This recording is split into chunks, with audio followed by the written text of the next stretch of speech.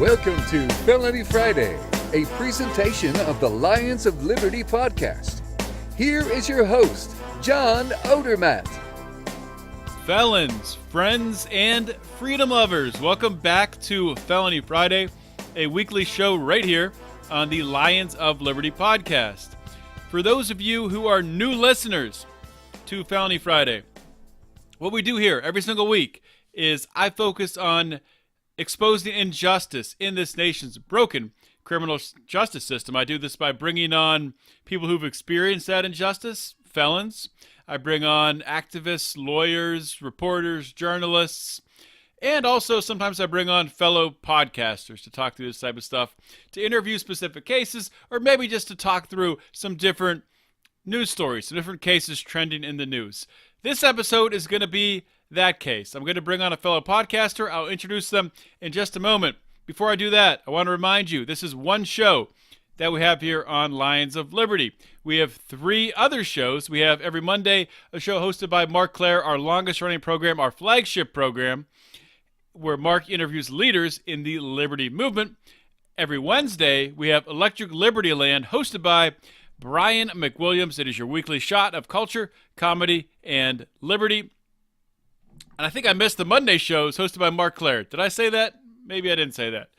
Between those two shows, between Monday and Wednesday, is Tuesday. Tuesday is our newest show. It's called Candidates of Liberty, where we interview libertarian candidates. I know, it's the title gives it away with that one.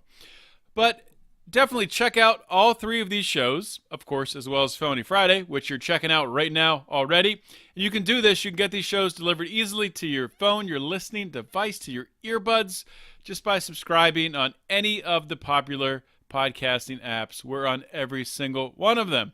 So please do that. It helps us out greatly. And also, please leave us a review. I haven't said this in a while, but what helps us out tremendously through Apple Podcasts is going on there, clicking through on our feed, giving us a nice little 5-star review, 5-star rating, also with a review. That is a tremendous help, and we thank you in advance for doing that.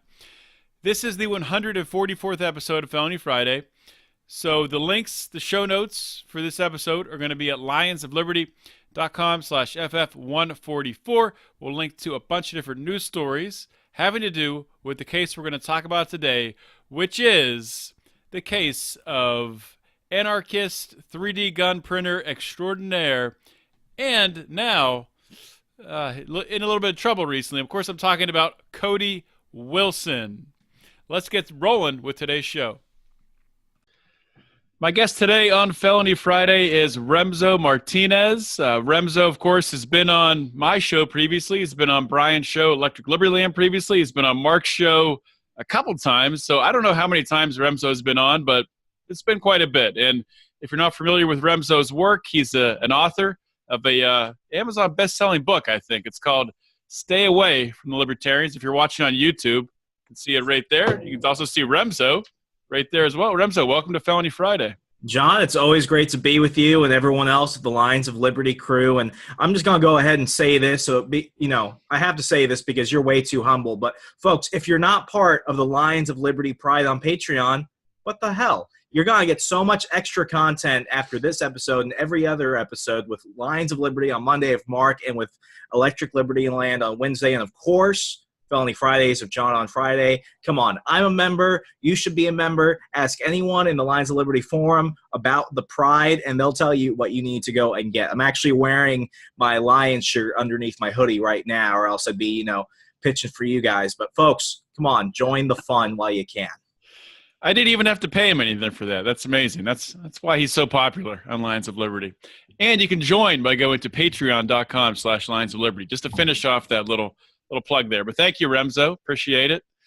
And we're here today to talk about a little controversy, I think, in libertarian circles. Cody Wilson, of course, of the 3D gun printing fame. Of course, I'm wearing on right now, if you can see it, if you're watching on YouTube. Nice. My print guns. It's the Mises Caucus shirt that I got from Michael Heiss.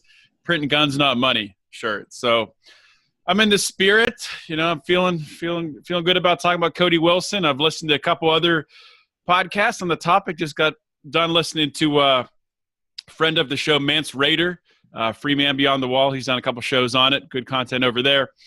And I don't know. I mean, I know you've done your own research into Cody. You've read his book recently, so you're an expert on the life of Cody Wilson. Is that true? Well, I wouldn't necessarily call myself an expert, more of a, admiring stalker, apart from just the book, which I recently picked up on Amazon, Come and Take It, which is less a book about the legalities and more about his journey just as an individual dealing with everything since he printed the world's first 3D printed gun and went ahead and put those files on the Al Gore's amazing internet so the rest of us common folk can go ahead and have access to it.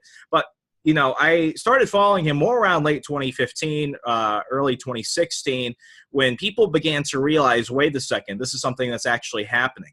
When he began to go ahead and start printing the lower receiver to an AR-15 online and, more people were figuring out, wait a second, some of this stuff can actually, function, that's when it started to really heat up during the Obama administration, and he's become, the infamous figure we know today. CNN's called him everything from a crypto anarchist to being what one publication referred to him as one of the most dangerous men in the world. So, you want to go ahead and count Muammar Gaddafi, who's dead. He was on that list at one point. Bashir al-Assad, Kim Jong-un. Yeah, they wanted to go ahead and put a guy who learned how to 3D print guns, put the files online from Texas on that list of people who are actually dangerous.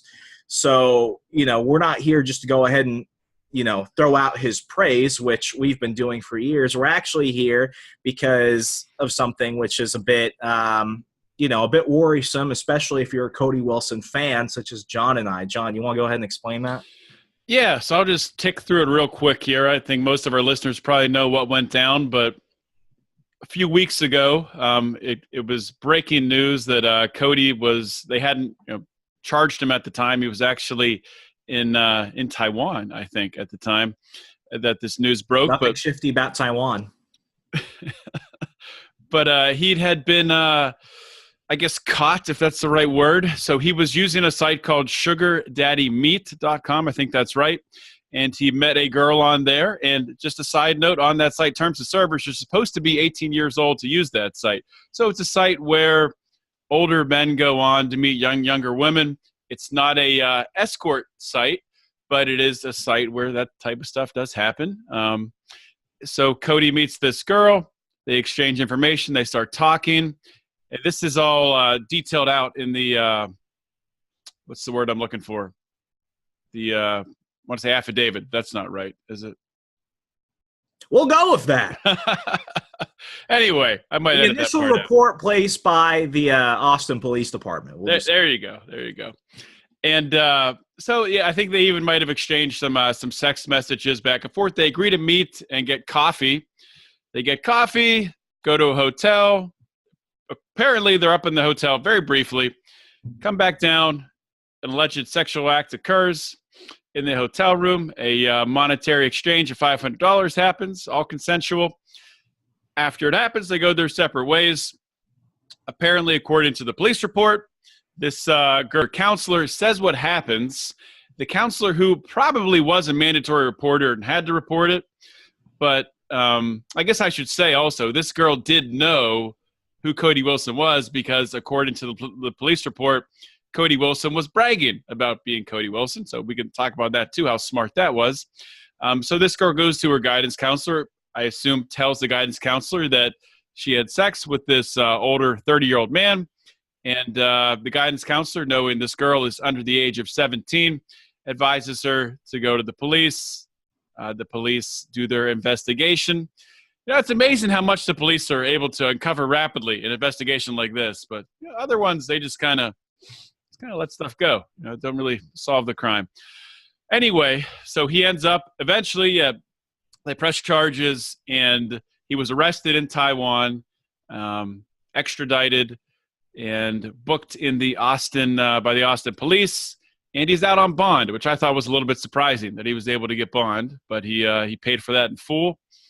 And he's out, and he's going to be awaiting trial. So did I miss any holes there, Remso? Any notes? No, not at all, except one thing I do want to mention. So it's, the biggest thing that people have been mentioning is that, essentially this girl was a fraud. She said that she was above the age of 18. Absolutely correct. The biggest thing that, I need to throw out there, when you look at the terms of service, there's at no point going to be anything that's going to allow him to go ahead and say in court, oh, she said she was 18. That doesn't hold up according to Texas law, and that site won't defend them either, because in the terms of service, they also say that we aren't responsible for any fraud, for any abuse, for anything bad that might happen. Use the site at your own risk.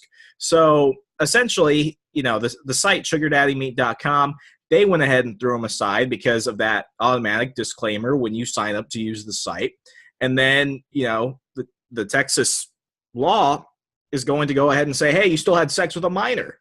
So there's nothing he can really do about this. The really difficult thing, however, is whether or not they're really going to pin him on a prostitution charge. He paid allegedly $500 for a sexual encounter with this girl, or the fact that it was a minor. Nobody's talked about the prostitution at this point. She hasn't even been arrested for prostitution. Now she's a minor, so there's only so much information they can go ahead and put out.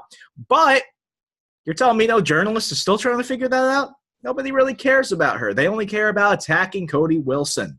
No one's talking about the fact that she lied, that she prostituted herself, which we can go ahead and look at the ethics of that aside. Let's go ahead and look at the law. It seems like she's walking away with this, and she's so smart. She went to her social worker and went ahead and said, oh, by the way, it happened to be Cody Wilson. If it had been anybody else, would they have gone to this length?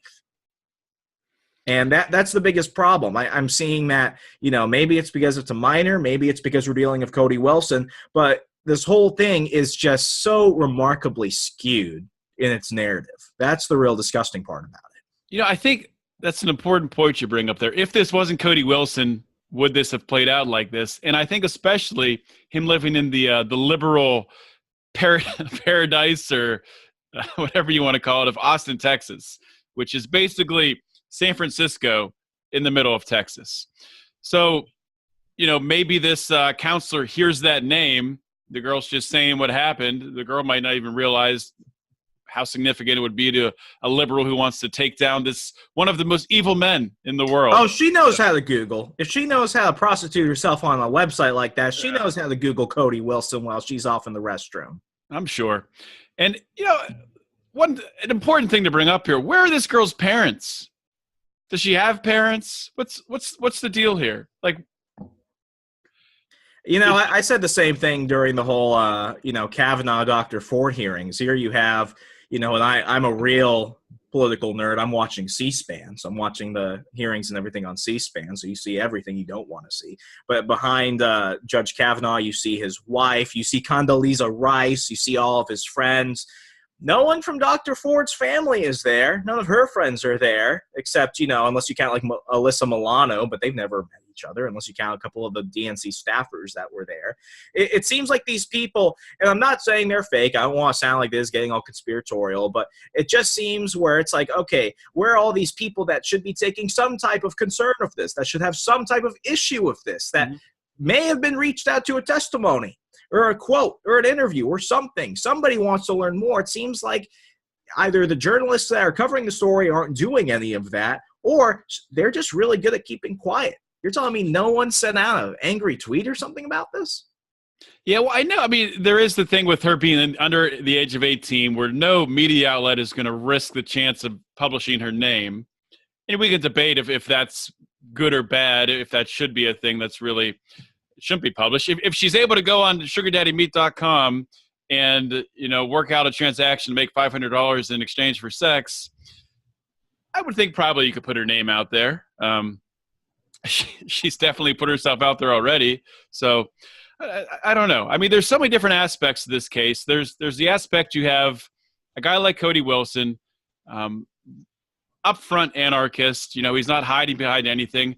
He's said before, because he's taken these risks in his life, really with 3D printed guns, distributing them and winning that legal battle, that he really tries to obey the law in all other aspects because he didn't want to risk anything. I don't know why he slipped up here or what happened, because this is just reckless behavior. If I mean, however you want to look at it, no matter what you think of, you break it down to, and we play this game on Felony Friday, as you know, Remso, is this a crime? And we can talk about that in a minute. But that aside, if people think it's a crime or not for a 30-year-old man to sleep with a 16-year-old, we can talk about that. But just doing it, Cody Wilson doing it with the spotlight on him, living in Austin, Texas, what the hell was he thinking? I mean, just a reckless move. He's following in the footsteps of one of my favorite actors, actually. And when this whole thing happened, his name just popped up in my head constantly. I've been drawing parallels between Cody Wilson and this man ever since this whole thing happened. And folks, the reason why John and I are talking about this now versus earlier is because so much craziness was occurring that we wanted to give it a little bit of buffer time to go ahead and talk about this, which gave me more than enough time to really come up with my point and draw a good comparison to the one and only comedic genius known as Rob Lowe. For those of you old enough to remember who Dennis Kucinich is, in 1988, Rob Lowe was out at the 1988 DNC, caucusing for Kucinich, and he went up to his hotel with two women, one 22, one who said she was 18, and he filmed a porno with the two of them. Well, sucks to be Rob Lowe. The youngest actually ends up being 16 years old. Now, I forgot what state this was specifically in. The age of consent was 14. So there you have, kind of his takeaway moment. He got lucky that she wasn't younger than 14 or younger. She was 16. The problem was that he filmed a pornographic video with someone under the age of 18, which by federal law, you had to be 18, and it's still the case, to film any type of pornographic video. So here you have Rob Lowe, who essentially was he just did St. Elmo's Fire. He was doing SNL. He was doing other films and stuff. He was on the rise. And, ultimately, if he wasn't a Democrat, if he wasn't somebody that was universally liked, would he have the same vitriol thrown at him as Cody Wilson is? Now, the biggest thing that I like to remind people is that Cody Wilson's biggest crime, and he mentions this in his book, Come and Take It. I highly recommend everyone read it. In Come and Take It, he says that, his biggest crime wasn't necessarily the legality of the issue. It wasn't necessarily the fact that he 3D printed a gun. That was his sin. That was his sin against the state and the progressive culture. But his biggest crime was more recent, because this man's been interviewed for years. He's gone everywhere from Fox to RT to The Blaze to Alex Jones, you name it, he's talked to them. But it wasn't until recently, when this started getting picked up again by the Jeff Sessions DOJ, that his biggest crime was making everyone from Chris Wallace to those schmucks over at MSNBC and CBS look stupid. How dare you make the mainstream media establishment look stupid? And just like everyone else who's not left of center, if they can't get you in the court of law, if they can't get you in the court of public opinion, eventually something's going to happen. So then there's the conspiratorial side. Was this set up against him? I'm not saying that, but I'm saying it's really convenient that the social worker suddenly takes such an interest in who her, ward or whatever is prostituting herself out to. It just seems way too convenient. It does seem way too convenient, but just looking at the facts of the case that we know, because as soon as I saw this, that's the first thing I thought, and I jumped immediately to conclusions, which I love to do on this show and in the Lions of Liberty Forum, which people should join the Lions of Liberty Forum, where we jump to conclusions on stuff like this all the time, and we talk about it. But the first thing I went to was, okay, so is the state using a minor in order to get Cody Wilson and essentially pimping this girl out? It's very possible that did happen.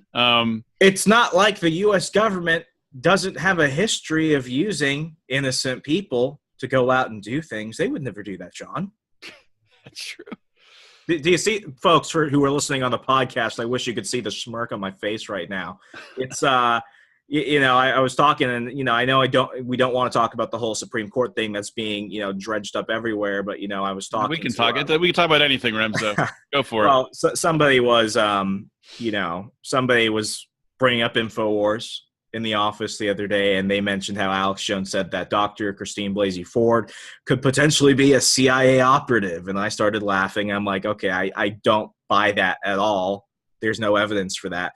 But, is it in the realm of possibility? Sure, many things are. But when it comes to the state, I don't really give them much much of a benefit of the doubt. The first thing I did was I compared it to the initial hearings that launched the United States into the Gulf War, where the Democratic Party with the Republican establishment hired a DC-based, consulting firm to get an actress who looked like she was of Middle Eastern descent to pretend to be a civilian from Kuwait who said that Saddam, sent his men into Kuwait, went into hospitals, and began to beat babies to death with hammers and incubators. And that whole testimony where she's crying and everyone is crying with her, and then they're like, oh, we must go fight Saddam and everything else. That whole thing turned out to be fake. So, and there are other situations like that. So, is it within the realm of possibility? Perhaps I could be a reptilian. This whole thing could be funded by the NSA to collect metadata on libertarians and they're listening. We know that iTunes does it. But do I think that's the case? No. I think just based off what we have right now, Cody Wilson got screwed, both physically and legally with this. Because this girl, and by the way, if you already have a social worker assigned to you, you're going to go ahead and start boasting about your clients? Doesn't that defeat the purpose? Like, none of this makes sense. Yeah, it doesn't. It doesn't make any sense. I mean, was this something that she was doing? She'd done it multiple times before. I mean, was this just what this girl did? I don't know. There's so many unanswered questions. Did Cody Wilson ask her for ID and she presented a fake ID? If that was the case, I guess that still wouldn't change anything with Texas law, even if, because there was already a fraud perpetrated just by the terms, her violating the terms of service. If she violated it farther with fake identification, would that change anything? I don't know. Here's the weird thing, and this is the statist in me that, the international law and, constitutional law back in college. With us, with libertarians, we see that she broke a voluntary contract. She committed fraud. Everything you said, absolutely correct. In the United States legal system, if it's illegal, doesn't matter what went down, the act of prostitution still took place. Therefore, all contracts, whether or not they were fraudulent or illegitimate, consensual or by force, are still illegal. So that creates the giant conundrum. Well, I think, Remso, hold on, let me jump in there for a minute. So if this girl was of age, 17 in Texas or whatever it is, and they use sugar daddy meat, and the same thing happened, that would not be considered prostitution. Because these sites get around that by it being, they call it a gift. It's not a, so it is prostitution, right? But it's, so they use something which very seedy lawyers I met down south called the Vegas argument. If you go down to Vegas, folks, what you'll see at the Strip as soon as the sun goes down and Sin City begins to live is you'll have these random people go ahead and put what seem like baseball cards in your hand. And they are very aggressive about that. And they're giving you these. Very aggressive. Okay. Very aggressive. I don't want your business card. And they're just like, take 10. And then you look down at your hand and you look down at the street and you see a whole shit ton of naked women for escort services. Escort being the big word. You go and you pay these women for their time. You go and you look like a baller at the roulette table and everything else. And then whatever happens later, key phrase, whatever happens later, is not part of the initial escort contract. It's a gift. Yeah. Which means that something in the messages, which were most likely seized, let's just go ahead and put it out there, they were most likely seized, the messages between Wilson, who was going under a pseudonym as well. She didn't know that it was him until they met in person, but they were going under a pseudonym. I'm not sure about that. Well, that might be true, but at some point, by reading the police report, I was led to believe that he was over text message bragging about who he was. I may have been reading a contrary report. Maybe. So I'll go ahead and throw that disclaimer out there. I didn't know about the text messages. I could be wrong too. I could be wrong. So either way, the cops probably have the messages, there was probably language in there that outright showed, okay, this is prostitution. Because they wouldn't be throwing that word around if it wasn't. But again, they maybe could. People try and do shady shit like that all the time. But, this whole thing is throwing out so many questions. And, I feel bad for Wilson because the people that like him are inclined to defend him. The people that don't like him are now calling him, someone who raped or sexually assaulted a minor and everything. The real issues aren't coming out. With this, it brings out a whole bunch of landmines with age of consent, with, fraud, contract fraud, with prostitution. I mean, I don't think there's a single way that Cody's going to be able to get into this and not have a unbiased trial. Yeah, I don't see any way. He's not, especially in Texas. I don't see how that's even possible. So let's kind of dig into the just the principles behind this, the non-aggression principle. Looking at what happened here with Cody Wilson and this girl, taking into account age of consent, a 30-year-old man, even taking away the prostitutional aspect of it. 30-year-old man having a consensual relationship with a 16-year-old girl. Is it a crime? Legally, and I gotta. Yeah, I'm not saying. I'm just imagining my potential future Supreme Court nomination, and they're going to pull this up, and they're going to say, "Mr. Martinez, if that is your real name, please explain." So, legally, it's a crime. Based off everything that we've seen, the age of consent is the biggest issue.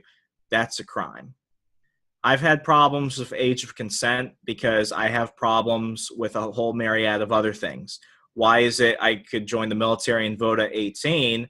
I could join the military at 16, but I can't drink, rent a car, or buy a handgun until 21. So when we go ahead and we look at what constitutes adulthood, that's a big problem because everyone's going to go ahead and throw out different things. Because if you say, okay, you're an adult at 18, then you have the right to say, okay, well, I'm not an equal citizen because I don't enjoy the full rights of citizenship. People can argue about, when you can drink, and they can argue about when you can buy a handgun. But if you can't even rent a car until you're 21, I think it's 25 in most states, renting a car. 25 in most states. Pretty sure, it's ridiculous. And then when it starts to get into the area of, consensual sex and everything else, it's way more different. It's way different, and it gets really difficult. And the big thing I've always said universally is, one, when it comes to handgun laws, I think you should be able to buy a gun at all, even a long rifle, which you could purchase at the age of 18. I think you should be able to buy them starting at 16 when you can get your license. Because if you're responsible enough for a car, which kills more people intentionally and unintentionally, you might as well be able to vote and have a gun. And, when it comes to these other age of consent laws, which regardless of what state you're in, I was in Alabama. As soon as you start breathing, apparently people are getting married. So it gets really creepy.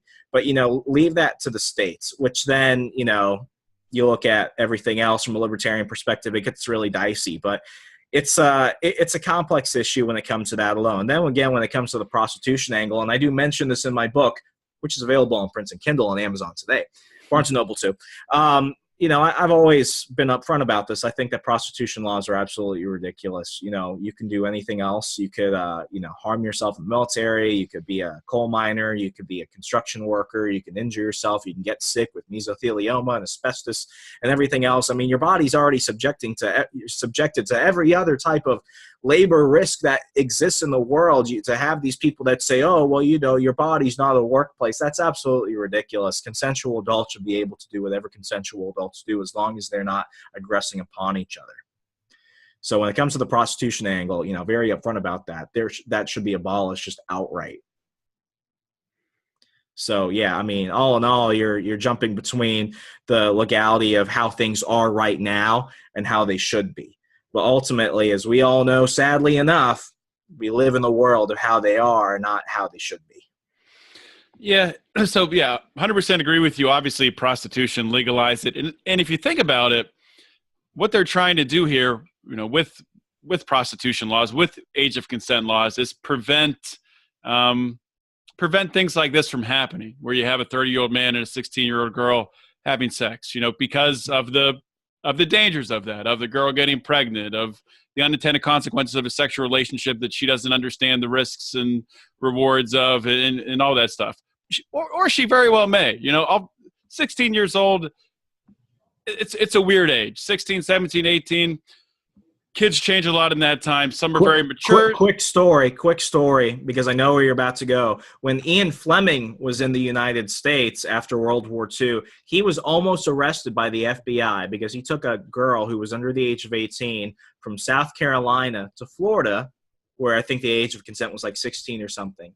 And, South Carolina, it was 18. He took her to Florida where it was technically consensual. And the FBI put a warrant out for his arrest when somebody figured out what was going on, because there was some crazy law that said you cannot take women out of state, regardless of their age, for crude and indecent acts. That's crazy. There's always a loophole. It's freaking ridiculous. Yeah. It's, so they have these laws. There's ways around them. Like Ian Fleming tried to get around that law there. But if it was legalized, number one, the free market would help to solve that problem. Cody Wilson would have known for sure if this woman was 16 or 17 or 18 or 21 or whatever.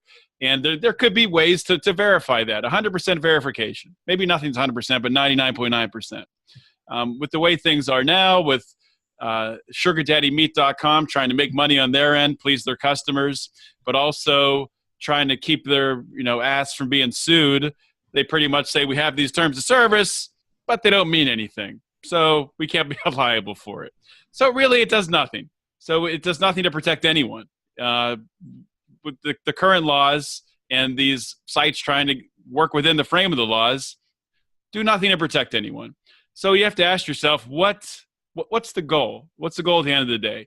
You don't want children, you don't want young adults who don't understand the consequences of being in a sexual relationship to have sex and then have their life derailed, where they have a kid or they get an STD or something like that. So how do you solve that? How do you get that's a good question for you, Remso. So if that's the case, how would you say the free market would best solve that problem without the state intervening? Well, to answer your question directly, and then I want to caveat in a moment, everyone wants one thing, and Ayn Rand brought this up beautifully. Everyone just wants an honest relationship. People want to know what they're getting into. Why do I trust my Uber driver than I do my taxi driver? Why do I trust Airbnb more so than most hotels? It's because there's a greater risk on these people that are entering upon these ride sharing and sharing economy app-based services. It's because they've got to have 20 million times additional pressure on them, because they're under such a heavier microscope from the most dangerous thing ever, Yelp. Not any regulatory agency or anything else, Yelp. Yelp has closed down more restaurants than the food inspector. And that's a very important thing for people to remember. Yeah. So the free market is going to go ahead and take care of both contractors, business owners, but most importantly, the giant base, which is the consumer. When it comes to, something you mentioned earlier, the unintended consequences, I did listen to that episode of Mansa's show about Cody Wilson. I think he did, as you said, he did an incredible analysis of the whole situation. But he brought up something which I've never thought before. Why is it, when most people are going out and they're saying, when they're advocating for the age consent laws, they're like, oh, well, the 16-year-old doesn't know what they're doing. They don't know what they're getting into when they get into a sexually consensual relationship or encounter. Okay, so if you're saying that they don't have the moral sanctity, or they don't have the moral clarity, if they're just like these little sociopaths, like 2-year-olds running around, setting the cat on fire and stuff like that, then what's going to prevent them from saying, okay, your 16-year-old raped another person? Well, obviously they don't know what's going on. They have no morals. They have no conscience. They have no understanding of the unintended or intended consequences. So what makes a 16-year-old raping somebody worse than a 16-year-old getting into a sexual relationship with somebody that's older than them? Yeah, because and I thought that was a great point, too. I'm glad you brought that up. Because 16-year-olds, in a lot of cases, if it's murder or rape, or they are frequently charged as adults. And by charging them as adults, you're recognizing that their decision-making ability is at the level of an adult. Their mental capacity is at the level of an adult. So it's contradictory. Where you're saying on the one side, they can't make a decision about their bodies if they can have sex or not. On the other side, though, if they hurt someone else, if they get in a fight and kill someone, or they shoot someone or stab someone, they'll be held responsible for that because they know what they're doing there, but they don't know what they're doing when they're having sex. So you can't have it both ways. So at the end of the day, setting a magical age for stuff like that is just not the answer.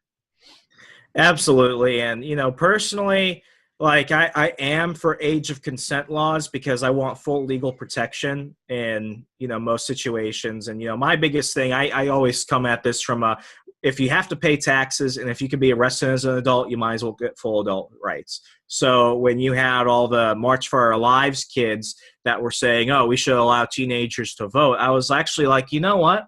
That's not the worst idea. While you're at it, let them drink. Let them rent a car. The fact that, you have to be so much older to rent a car is the most ridiculous thing. So if you're putting all this extra stuff on cars, but you could serve in the military, you could vote. I think a lot of people are more dangerous with a vote than they are a gun, most likely, because at least a person with a gun has bravery to go out and do something stupid. A person with a vote that's going to go ahead and say, oh, I want this person to rob from you and harm you. That's crazy. You've got issues if you're okay with that. But bring it down to 18, bring it down to 16. The point where you have to start taking full responsibility for things, you might as well be able to maximize the risk that other adults go ahead and go out and do.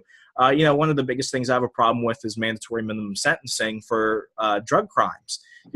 I could totally see that, it should be abolished simply for the sake that, I do think that a 16-year-old doesn't have as much of the understanding of, the drug culture and the legalities around that as much as a 40-year-old man. So to go ahead and say, oh no, they all knew what was coming. It's like you have such parsed, selective outcomes when it comes to this. It makes no sense at all. Yeah. And even outside of that, I mean, if you want to start talking about how really just the funnel or the suction that is the stickiness of the criminal justice system, that once people touch it, they can't get out. When you have, 12-year-old kids who get arrested and get sent to juvie for getting in a fist fight out of their school, and then they get in with the wrong crowd in juvie, and they're just into that life. And that's so common. People don't realize how common that crap is. And it happens all the time. But I don't know where I was going with that. But we focus so much on this age of what is it, depending on the state, is it 14, 15, 16, 17, 18, whatever it is. When at the end of the day, and I think this is a problem throughout our society that I think we're really starting to see the impacts from it. We don't have accountability from parents for raising their children. And this is just one aspect of it. Where are this girl's parents when this occurred? Maybe her parents were the ones that told her to go to the counselor because they want to get paid. I mean, who knows? It should make it even worse. But. Yeah, I mean, I think one of the best films that ever actually touched on age of consent laws was Transformers: Age of Extinction. And the reason being, and this comes into the whole point where you brought up, like, where are the parents? Mark Wahlberg's daughter is dating someone who's above the age of 18, and she's under 18. And when he finds out that his daughter wants to run away and marry this older dude, Mark Wahlberg's like, tell me why I shouldn't call the cops. And the dude who became a barnyard lawyer pulled out Romeo and Juliet laws, brought up the fact that they had a pre-existing relationship prior to when he was 18, which Mark Wahlberg didn't know about. And this whole time, this kid's throwing out all this legal jargon, basically saying, man, I've got a case, you don't. And I'm just watching this, and I'm like, one, why the hell is this in a Transformers film? Two, when did Mark Wahlberg hate himself enough to be in a Transformers film? Three, how the hell is there a fourth Transformers film? So 3 Transformer films ago. And 4, how the hell do you not know your daughter had a boyfriend? For years. Yeah. What the hell? And that's too common. There's not to go off on a tangent, films are too common. What's that? Transformers films are too common. But yeah, as I get made fun of so often by my fellow Lions of Liberty, I don't watch movies really. I saw the first one. It was okay. That's all you need to see. Don't waste your money on anything else. See? You can tell Brian McWilliams that. I'm the smart one. He probably watched all of them twice. I can't complain too much about Transformers. I keep giving Vin Diesel my money each time a new Fast and Furious comes out because I want to see him and The Rock and Jason Statham race cars on the moon. But that's another topic for another time. Is that going to happen in one of these? It'll keep happening if I keep going to see the movies and pre-ordering those tickets. Well, yeah, it's your own fault, Remso. Get what I pay for. So, I think we agree on this. Would you say that, because I've kind of seen some arguments online from libertarians, sort of going both ways. There's been some libertarian media out there that has sort of said they don't want to associate with Cody Wilson anymore. They want to keep him at arm's length. There's been, obviously the anarchist libertarians are still in his corner, very much so. And then there's people who are kind of in the middle who don't really want to take a stance on it.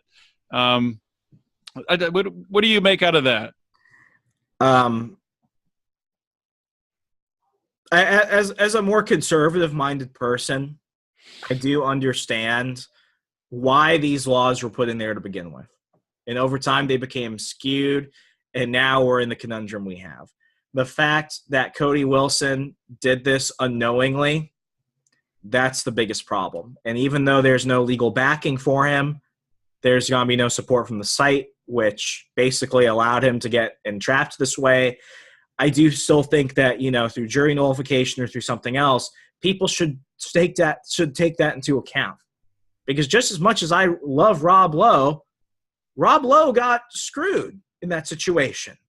He thought he was someone who was 18. When are people going to start throwing the responsibility on the people that launched this complaint?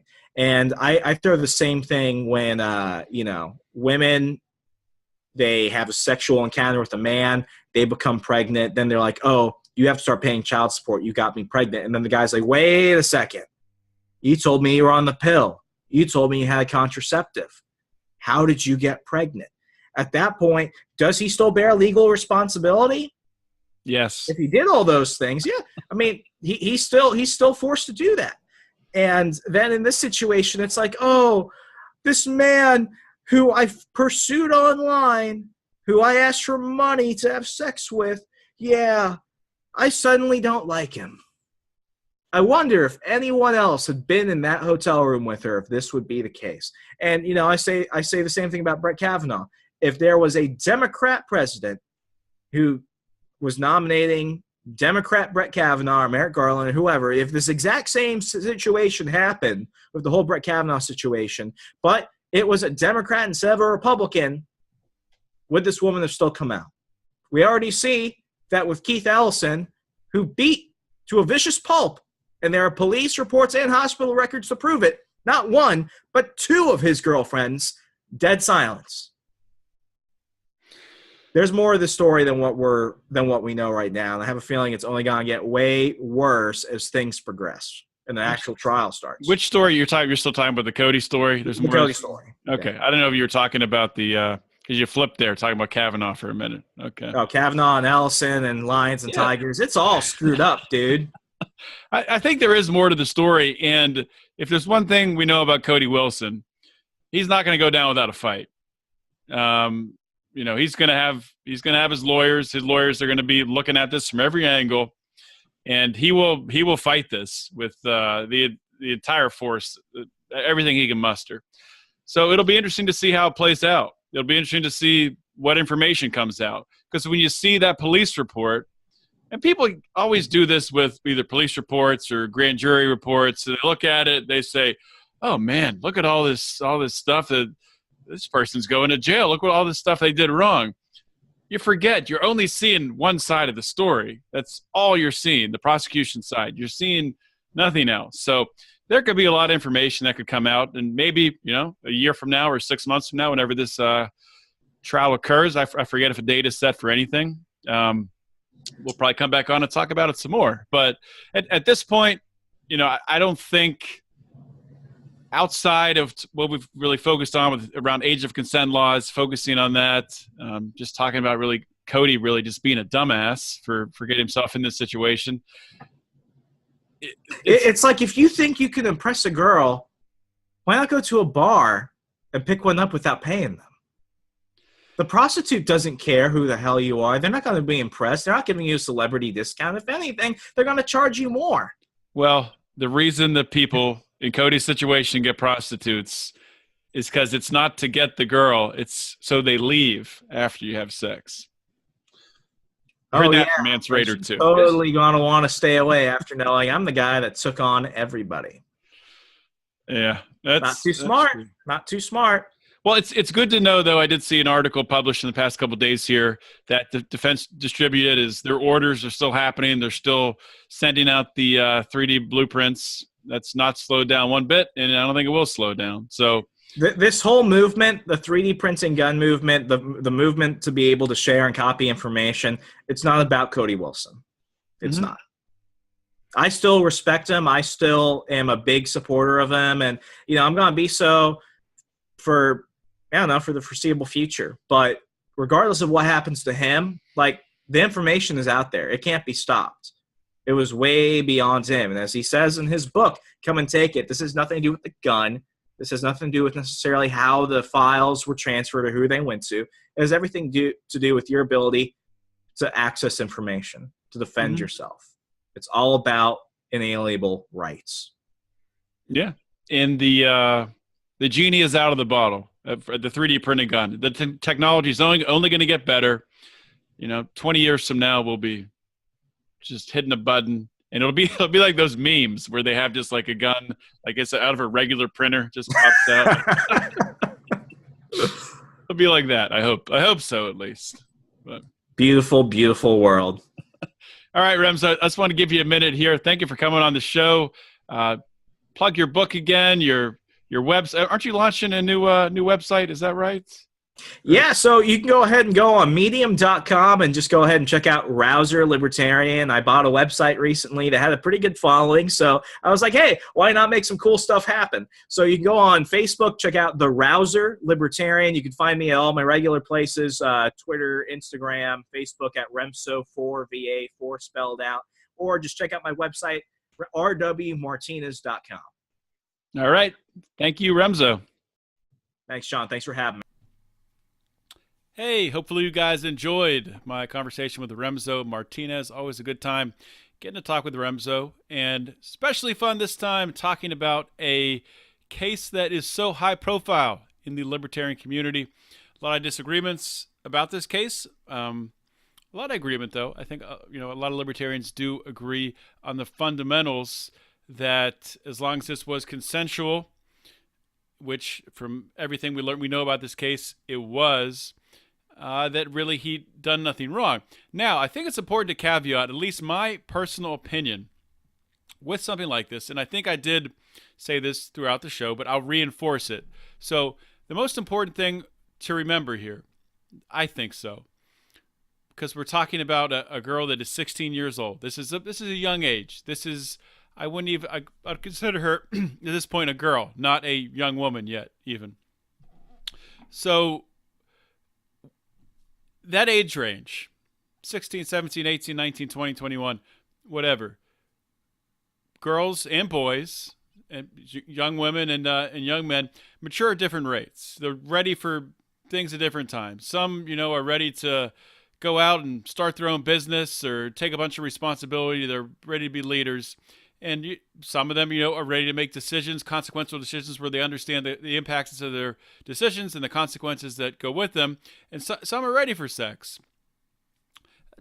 And some are not. Some are not ready at all. Some aren't thinking about anything except for the next thing that's right in front of their face. So the thing that I think is most important to point out here is the parents, because nobody knows their kid better than the parents. And, I know it's not easy raising teenagers. I haven't raised a teenager myself. I have a young daughter. She's 3 years old. But, I know a lot of people who have raised or are raising teenagers, and I hear about, what goes on. And obviously I was a teenager once myself. So I understand, what happens. I understand the different situations that, teens can get themselves in. And a lot of the times they're not thinking. They're just acting. That part of the brain, the frontal cortex is not really fully developed until the mid-20s. So that doesn't mean that no teens have the ability to, critically think. Most do, or a lot do. But the thing to remember is the parents should know that. And it's up to the parents to set the boundaries. It's up to the parents, to talk to their kids, to educate them so they understand the risks of what's going on. Now, with this girl who got involved in this transaction with Cody Wilson, I don't know what her mental state is or how mature she is or any of those details. And I don't know if her parents were involved in any of this. For all I know, her parents encouraged her to do it. I have no idea. But I think the thing to learn is we don't need the state to come in and tell parents how to parent, when their kids can do what, tell kids how to be kids when they can do what. That has to be up to the individual. And that's a really uncomfortable thought for a lot of people, because you lose a little bit of perceived control. It's not real control. It's not real control because the law is already in place, right? So the law in Texas is 17 years old, and this still happened. And as I talked about with Remso, one of the things that could have prevented something like this from happening is if you didn't have the law, and someone like Cody Wilson, who I'm just going to assume was not trying to have sex with a 16-year-old girl, I'm hoping he wasn't, that could have been verified. Third-party sites in the free market would offer very, very consistent and reliable verification, because the future of their site, the money they're able to make, the revenue stream, would rely upon the ability to do that. Right now, the way it's set up with this sugar daddy site or whatever it is, these sites skate around that. They with a bunch of legalese that they just wipe their hands with it. So that's got to change. And I think I've made my position clear. I think I've probably lost the opportunity to be on the Supreme Court at this point by publishing this episode. But this is an important topic, and people are afraid to talk about things that make people uncomfortable and things that ruffle feathers. So I'm not. And you know what else I'm not afraid of is talking about the need for you guys listening out there, guys and gals, to join the Lions of Liberty Pride. That's right. By joining the Lions of Liberty Pride, you get access to all of the bonus content that we create. We have a Patreon site where all that is posted, audio and video stuff, different features. We have recurring weekly shows, one weekly show right now, it's bonus, called Degenerate Gamblers, where it's myself and Brian McWilliams and the infamous Rico, the legal counsel of the Lions of Liberty. And we talk about gambling a little bit, but we also talk about some libertarian things here and there, and we just kind of have a good time, have a good conversation. So you get that every single week, at least through the fall, through football season. We also have a show called Conspiracy Corner. That's about once a month, once every 3 weeks, where we'll dive into the crazy, weird realm of conspiracies and talk through that. And we have bonus content. I actually have a bonus show I recorded with Remso that you'll be able to listen to if you join the Pride right after this, where we talk about everything from the site that Remso has bought and he's pumping out content on, all the way to Kanye West. We jump into the Ye, and we talk about what's going on with him, his SNL appearance, all that good stuff. So join the Pride. Go to patreon.com/Lions of Liberty. Bunch of different levels, bunch of different stuff you get. Just read it there. I'm not going to go into it. That's it. That's all I got, guys. Thank you so much for listening. Really hope you enjoyed this episode. Remember, subscribe to your favorite podcasting app. This is John Odermatt signing off. Always remember to keep your head up and the fires of liberty burning.